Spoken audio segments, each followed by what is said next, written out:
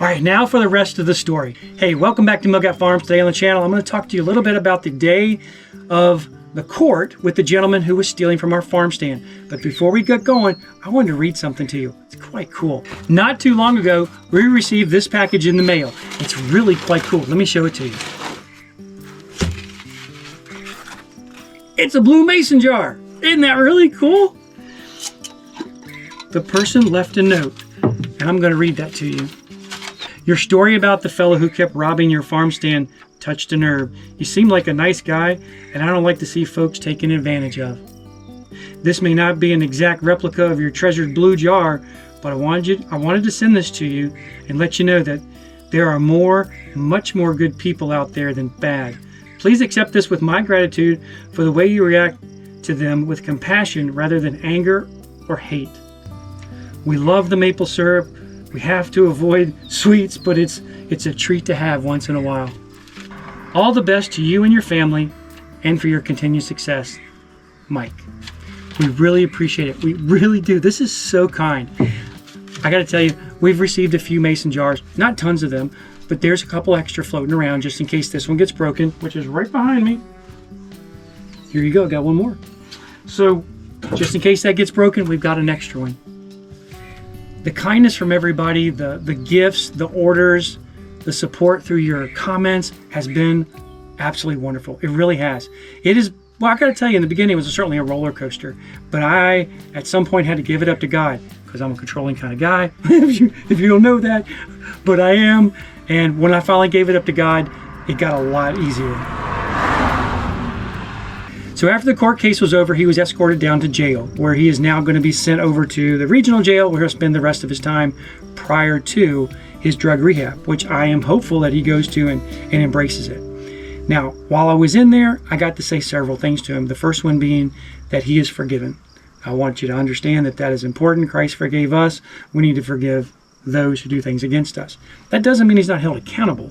That just means we're not going to hold anything against him. And even though he's been labeled a thief, we don't call him a thief in our house. We now use his last name. And I also told him that we're praying for him, both myself, my wife, and my kids. We are praying that he comes to understand the error of his ways and that he will embrace the program that he's about to go in and Christ. Now, I fully understand that if he doesn't embrace Christ, he doesn't have a chance. And that's one of the things that I did share with him.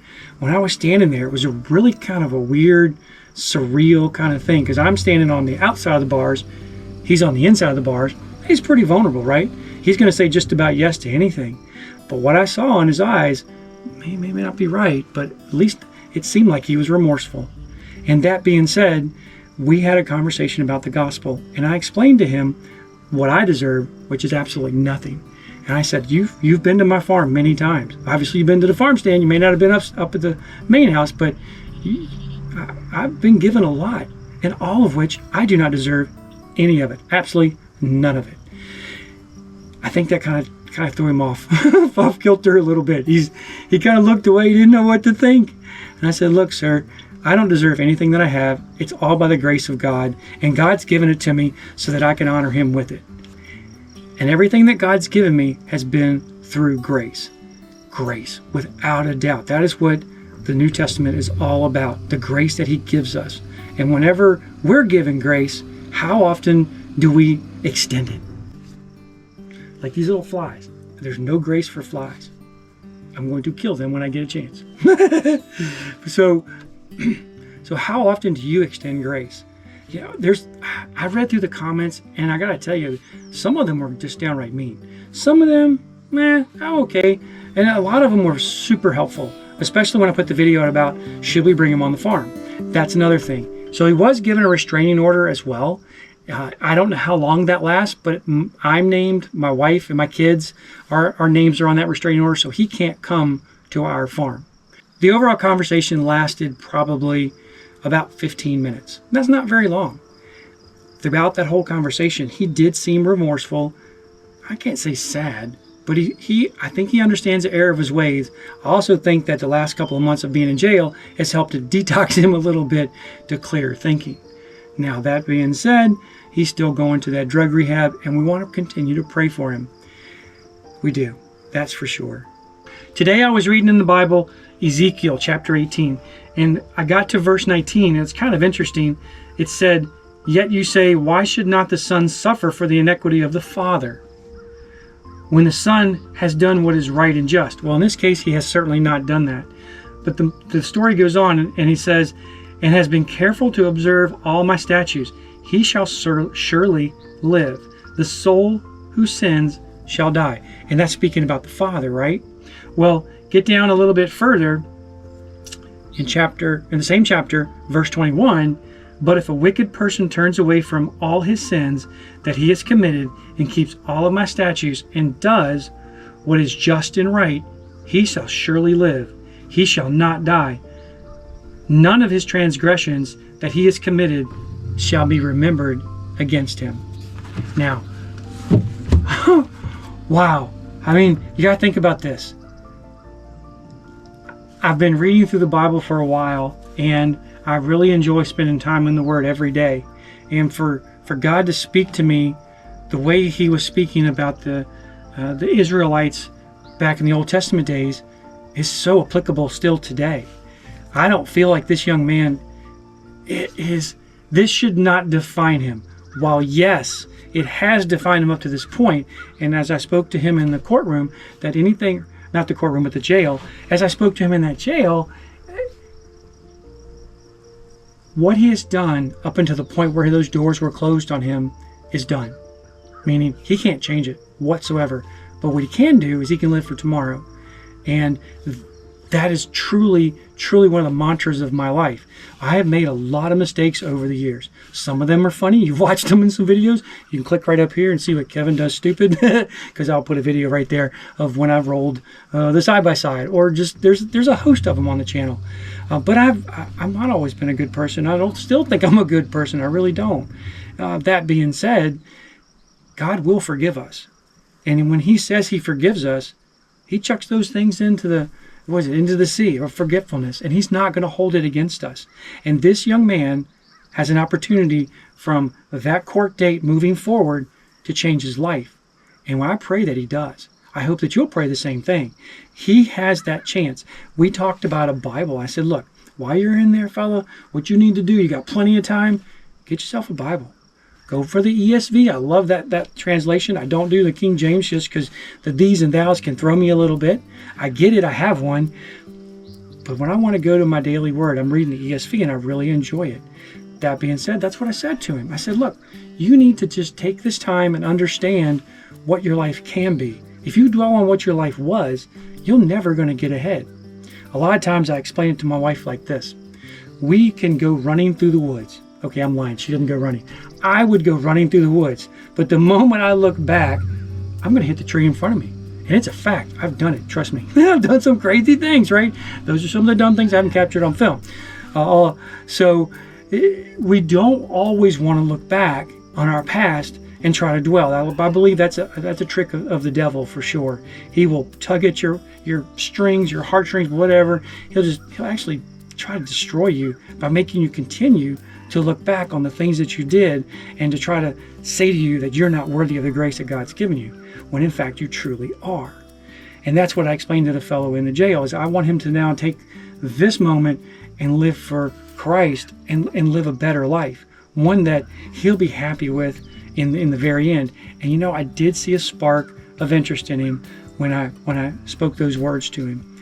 We then went on and talked about his trade. He was a welder at some point in his life, and hopefully he can get back into that. And I'll say this, I do know a couple of folks locally that would hire a good welder. And hopefully if he comes back, I can introduce those two and he can go to work for him. But that's in the future. Right now, he's got a lot to do. He's got some time to serve. He's got his drug rehab program to go through, and then start his life in a new place somewhere else, not coming back here. Because I told him, and I believe it in my heart, that will be his demise. Let me say that. If he comes back, hangs out with the same people, he's going to go back into the same thing. He said to me he plans to stay over in that program where he can continue getting the services that he needs and the support that he needs to live a better life. So what do you think about that? I don't think we're defined by our past. Now, we need to keep our past, not so close, but in remembrance. because you don't want to repeat some of those mistakes that you may have done. At least I don't. I don't want to flip that side by side again.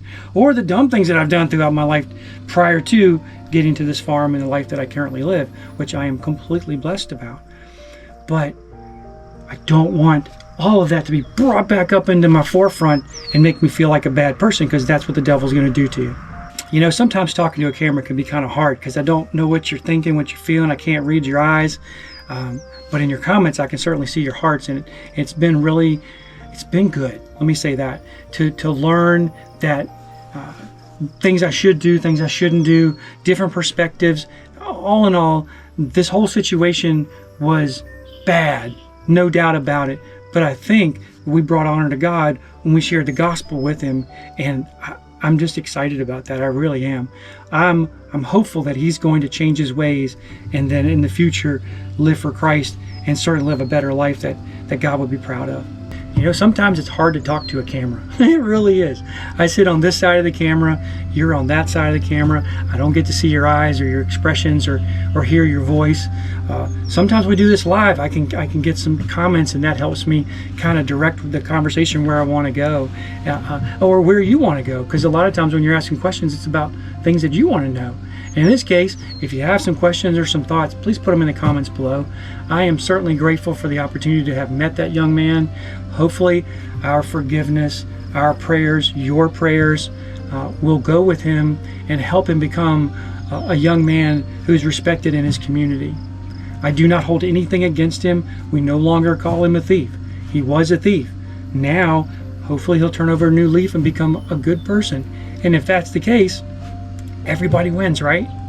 For sure, the whole process has been difficult, no question about it. From trying to catch him to some of the things he took that I wish he hadn't have taken, all the way to going to court. It's just not fun. In the end, I believe God was honored. I believe he'll look down upon this situation with grace for this young man, as we all should, and give him a second chance. Now, if he blows that second chance, well, he's going to jail, right? But if he doesn't blow that second chance, and we've made a Christ follower out of him, how cool is that going to be? We're going to get to see him in heaven, and that's going to be pretty awesome. So when I think about forgiveness, I think about what Christ did for me on that cross, and I couldn't possibly hold that over his head for any reason. And that's why we forgave him. We don't hold any grudge against this young man at all. We don't want him necessarily coming back to the farm, and we're grateful for everyone who shared those thoughts. That helped us change our mindset on that one. Maybe one day he can come back to the farm after he's lived a much better life. But at this point in time, we didn't want him to come back to the farm. But that doesn't mean that we hate him or that we don't pray for him, because we still do. Thanks for taking time out of your day to watch our videos. I'm gonna kill these flies. Thanks a lot for taking time out of your day to watch the video. We really appreciate it. I'm not sure what's coming up on the farm next, but we've always got something happening. You know, we don't normally have a lot of flies around here, but today they seem to be everywhere, and they've been bugging me the whole time. I hope you haven't noticed too many of them, but they have certainly been frustrating, that's for sure. Thanks a lot for taking time out of your day to watch our videos. It really means a lot to us. We're grateful for everybody who supported us through this trial, this challenge that we've faced, both from just a comment perspective, prayers, any orders that have been made. Folks who leave glasses, you're really cool, it's special. It means a lot to us that you think about us. It really does. You know, unlike a lot of video creators, I don't know what's coming up on the farm. Ours is mainly a vlog style, meaning if it happens, we're going to share it with you. Now, we can't share every single thing, but we do share quite a bit here on the farm.